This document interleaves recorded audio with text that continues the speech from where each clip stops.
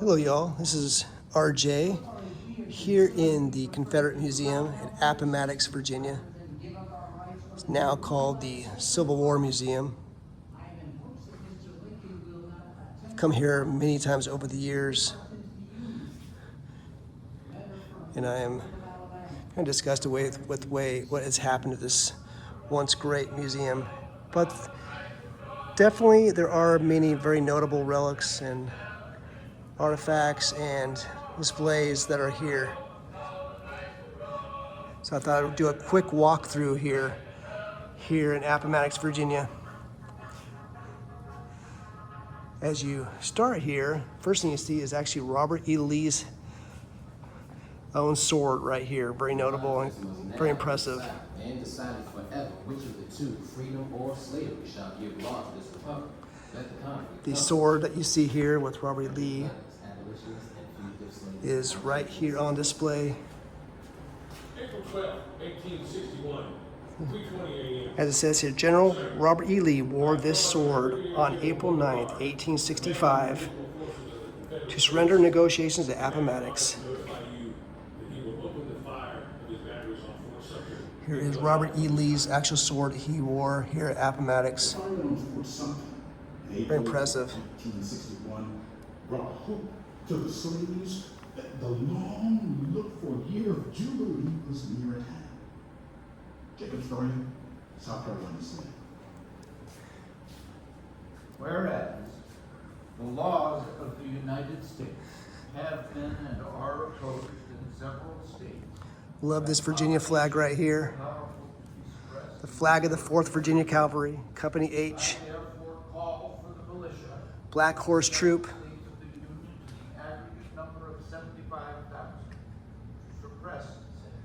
Very impressive.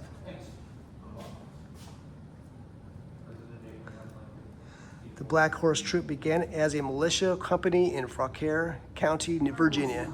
It came to national attention in 1859 when it escorted abolitionist John Brown to his execution. South Carolina to obedience, sent to the governor of North Carolina for the quota required from North Carolina. Thank God that we had a governor who had the spirit to refuse, which he did most decidedly and firmly. Think of the insult the man puts on us. Here's actually a flag used in Florida. The flag of the 2nd Florida Infantry, Company C, Columbia Rifles. The election passed off quietly in Alexandria, a secession vote polled by 900 majority. In the evening, speeches were made, the band played, and there was much cheering. Today, the town is occupied by General Robert E. Lee, the defender of Richmond, the army that surrendered at Appomattox, traced its lineage to June 1862 when General Robert E. Lee took command. He was charged with defending Richmond and Virginia's strategic heartland. Lee molded the Army of Northern Virginia into a Confederate legend. In the eyes of many, North and South, Lee's army represented the heart of Southern nationalism. Its battlefield success not only kept the Confederacy alive, but also gave the Army a psychological advantage beyond the strength of its numbers. Very impressive also, this actual battle flag that was used. This was the flag of the 28th North Carolina Infantry. This flag features all of the elements of the battle flag that the Confederate Army in Virginia adopted in late 1861. Roughly 4 feet square and bearing a blue saltire cross with stars representing the 13 states admitted into the Confederacy as of December 1861. It is also marked with battle honors. It was captured at the Battle of Gettysburg on July 3rd, 1863 by Captain Morris Brown, Jr. of the 126th New York Infantry. Based upon where it was captured and by whom, research indicates it was most likely the flag of the 28th North Carolina Infantry.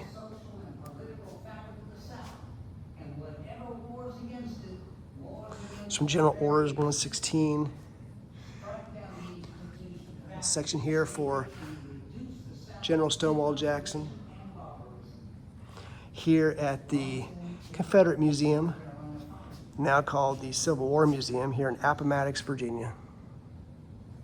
When the Very impressive battle flag right here. Under these circumstances, it would be very easy to destroy. This was the flag of the 11th Virginia Infantry.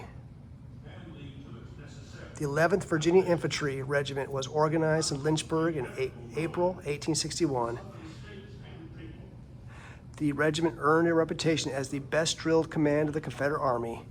Combat tested it, put on the test of numerous battles. The 11th served in prominent positions in the Seven Pines battles, Second Manassas, Gettysburg, Drury's Bluff, and the Siege of Petersburg. At the Battle of Five Forks on April 1st, 1865, a majority of the regiment was captured. 5 days later at Sailor's Creek, most of the regiment men were again overrun by U.S. Army assault, leaving the 11th with only one officer and 27 enlisted men by the time they surrendered at Appomattox.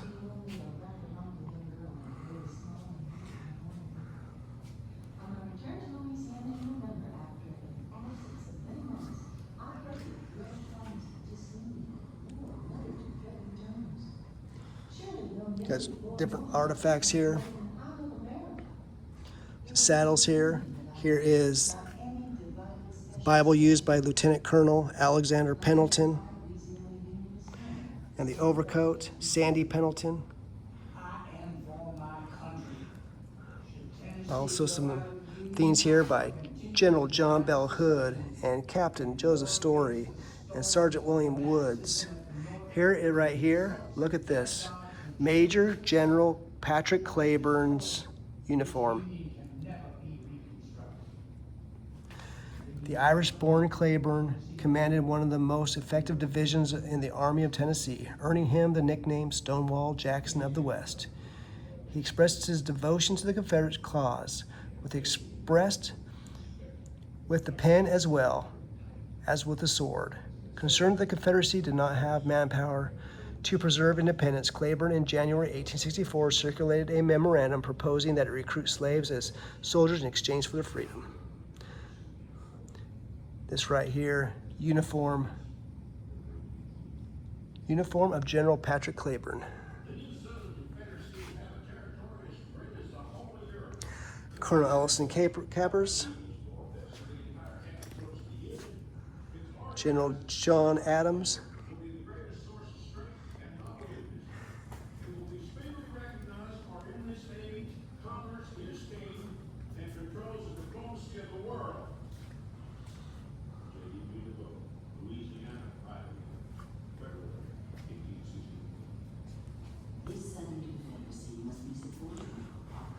Of course, one of the things I like to see the most is the actual uniform that General Robert E. Lee wore here at Appomattox, and that is right here.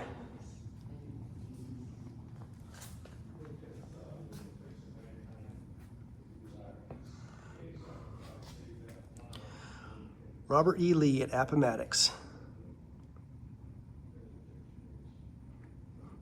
Here's the actual uniform that General Robert E. Lee wore here at Appomattox.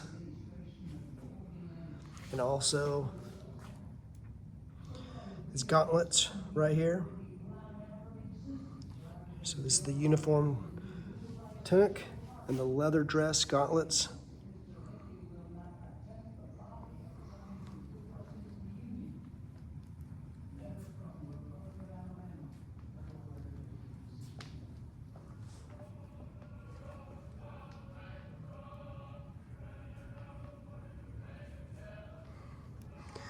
The uniform of General Robert E. Lee.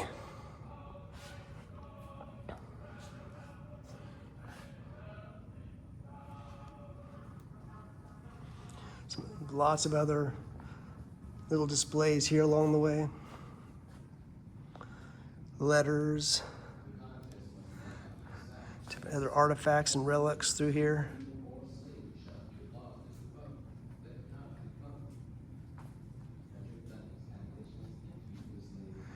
I'm making a transition over here past General Robert E. Lee's uniform.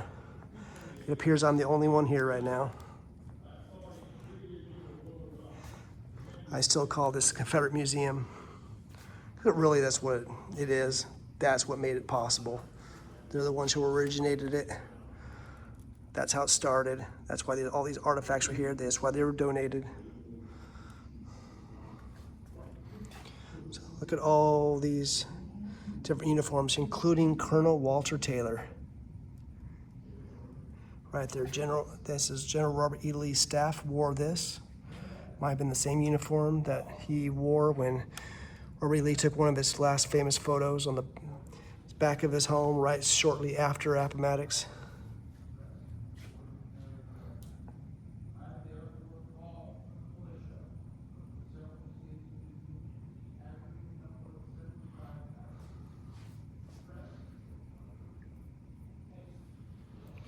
I don't see any information on this particular flag. I must be missing it somewhere. I see Brigadier General John Cook. There's sabers here, and Colonel Thomas Carter, and Major General Henry Weiss, and Captain Smith, and Colonel John Less. This right here is the battle flag of the 3rd Arkansas Infantry. It says the token Arkansas unit in the Army of Northern Virginia spent most of the war as part of the Texas Brigade in Longstreet's Corps. And it served with Lee in Western Virginia, went west with Longstreet to Chickamauga and Knoxville in 1863, and took heavy casualties at Sharpsburg and Gettysburg. 13 officers and 150 men were with the colors at Appomattox.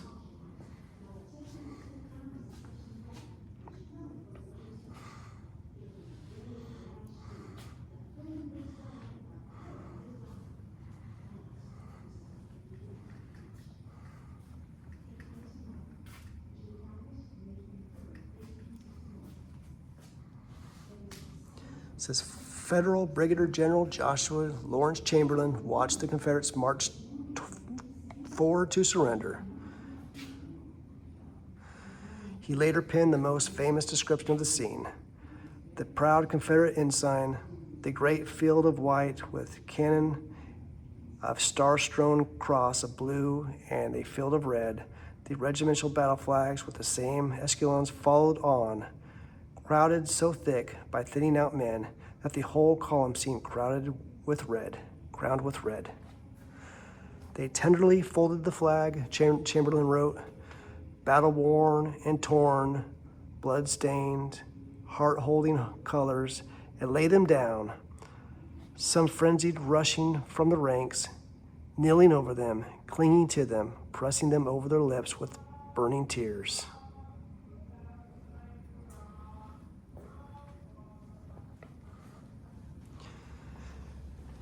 Down here is General Robert E. Lee's death mask. I'll go over there here in just a moment. If you're just joining me, I'm here in the Confederate Museum, now called the Civil War Museum.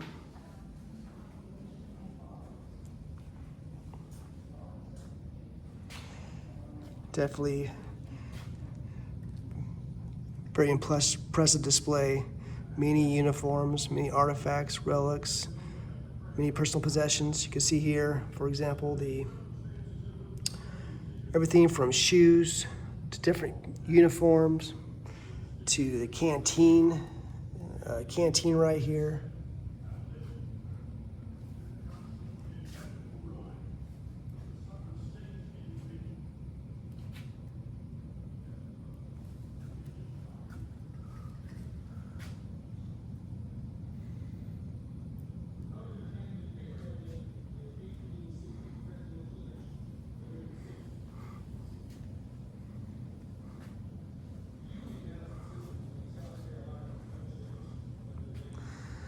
Now making a transition over here to General Robert E. Lee's death mask.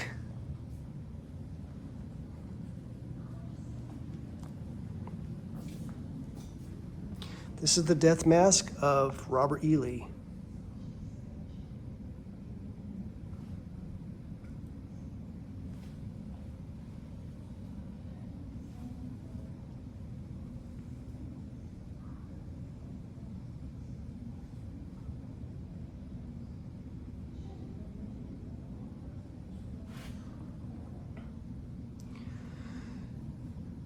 This right here says, Robert E. Lee after Appomattox.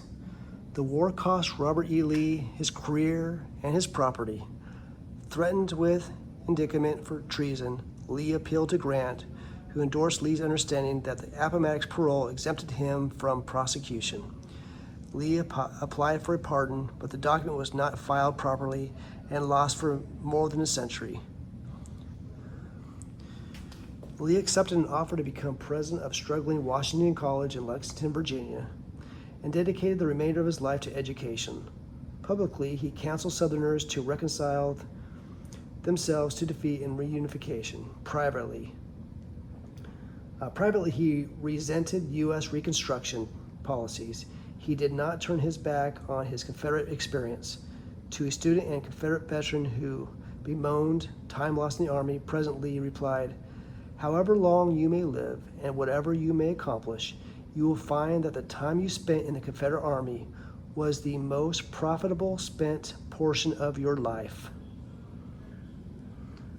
Lee suffered a debilitating stroke after attending a vestry meeting of his church, presided over by his former artillery chief, Reverend William Nelson Pendleton. Lee died on October 12, 1870, and was buried in the chapel crypt of what is now Washington and Lee University.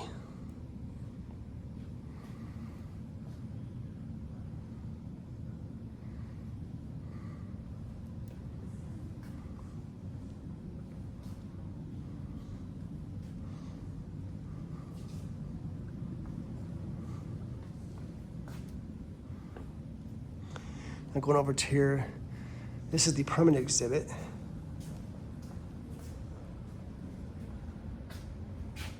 You could say this is the Museum of the Confederacy. Appomattox permanent exhibit.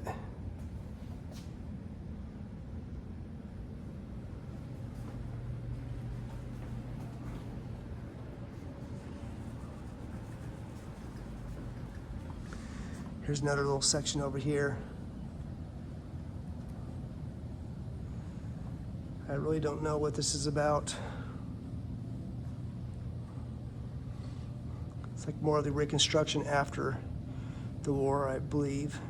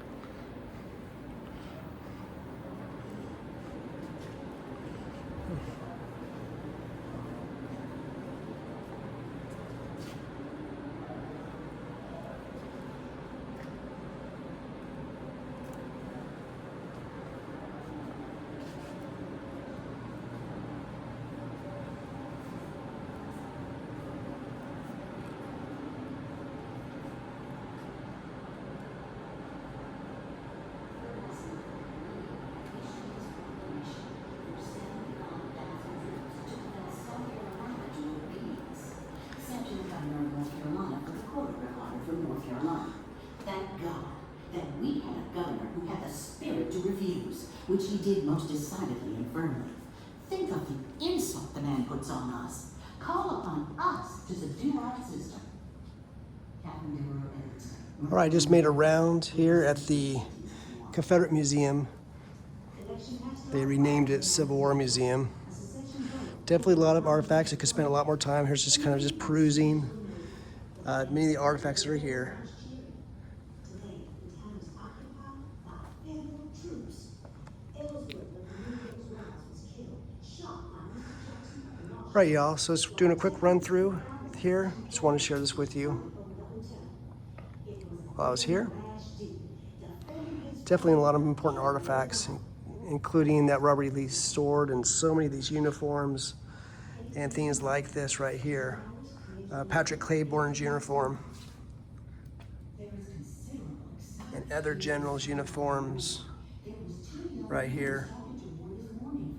John Bell Hood's uniform right here.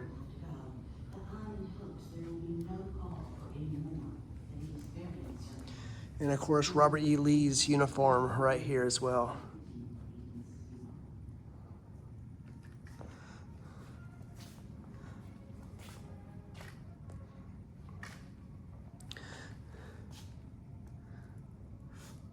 So take care, y'all. Once again, from Confederate Museum here in Appomattox, Virginia.